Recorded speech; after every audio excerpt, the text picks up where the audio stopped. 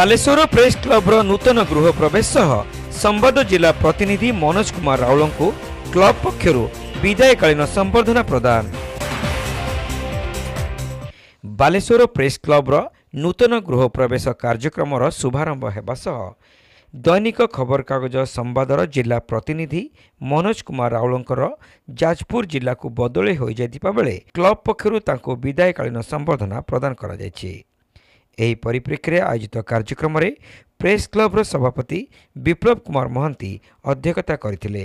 समाजसेवी अजय कुमार विश्वाल एही कार्यक्रम में अतिथि भाव जोग देथिबा बेले प्रेस क्लब्र कार्यकारी सभापति रंजन बाग, साधारण संपादक राजकिशोर बेहेरा, उपसभापति अदीप कुमार जेना, कोषाध्यक्ष सपन कुमार विश्वाल, गोविंद राठी, मनोज कुमार विश्वाल, करुणाकर साहू, शिवशंकर भोई, लाभा पांडे, बंशीधर जेना, सोमनाथ साहू, अरूप नारायण महांती प्रमुख जोगदे श्री राउल को शुभेच्छा जणाइथिले। बालेश्वर प्रेस क्लब पक्षर आमर प्रिय सहयोगी मनोज कुमार राउल को आमे भाव विह्वल हृदय विदाय जनाऊछु। बालेश्वर सहर में कार्यरत थिबा समय मनोज जड़े अत्यंत सत्यनिष्ठ तथ्य एवं अनुसंधानमूलक पत्रकार भावे लोकंकर आवश्यकता एवं स्वरर माध्यम हो पारिथिले।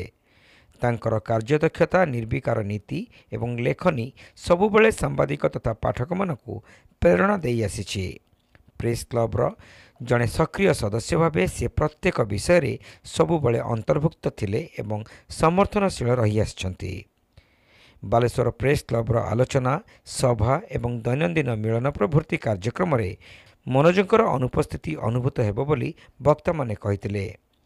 संवाद बालेश्वर प्रकाशन पक्षर बदली होई जाजपुर रे पत्रकार भावे मनोजंकर योगदान समग्र जिला पाई एक बड़ संपद हेउ बोली समस्ते कामना करथिले।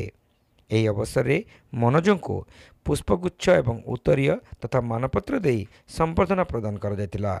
संबर्धित अवसर रे श्री राउल प्रेस क्लब्र समस्त कर्मकर्ता एवं सदस्य मानकु धन्यवाद अर्पण करथिले।